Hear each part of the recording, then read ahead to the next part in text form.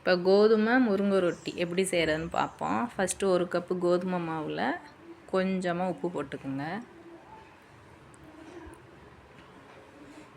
கீரையெல்லாம் பிள்ளைங்க கொடுத்தா சாப்பிடாது. இந்த மாதிரி கோதுமையில் இந்த மாதிரி போட்டு கொடுத்துட்டீங்கன்னா பிள்ளைங்க நல்லா விரும்பி சாப்பிடுவாங்க. அவங்களுக்கு தெரியாதுல்ல கீரை போட்டிருக்கோம் அப்படிங்கிறது கூட.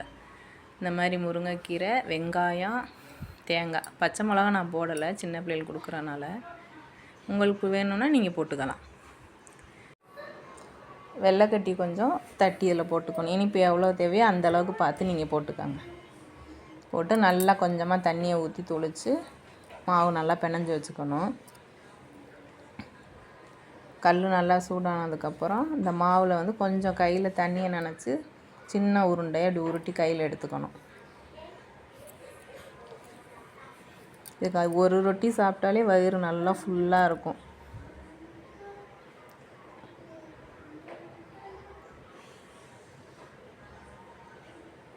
இந்த மாதிரி உருண்டையாக தண்ணியை தொட்டு கொஞ்சம் கொஞ்சமாக அப்படி ரவுண்டாக தட்டி கோதுமை ரொட்டி இப்படி அழகாக ரவுண்டாக தட்டணும். பார்த்து மெதுவாக தட்டுங்க, கையில் சுட்டுக்காமல் பொறுமையாக செய்யுங்க.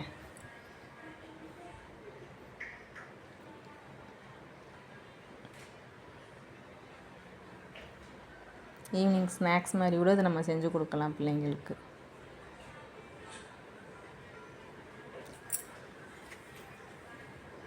இதில் கேரட், இந்த கீரை ஈவினிங் டயத்தில் கீரைக்கு பதிலாக கேரட் துருவி போட்டு நம்ம செஞ்சு கொடுக்கலாம். இந்த மாதிரி தட்டிட்டு 2 ஸ்பூன் எண்ணெய்,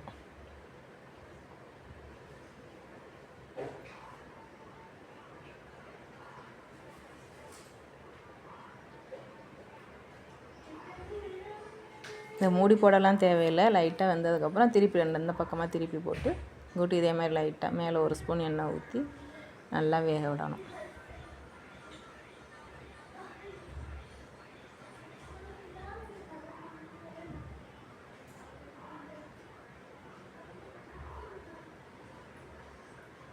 டேஸ்ட்டு சூப்பராக இருக்கும். நீங்களும் ஒரு தடவை செஞ்சு பாருங்கள். நல்லா அழகாக கோல்டு கலரில் வந்துடுச்சு பாருங்கள். இப்போ நம்ம கோதுமை ரொட்டி ரெடி ஆயிடுச்சு.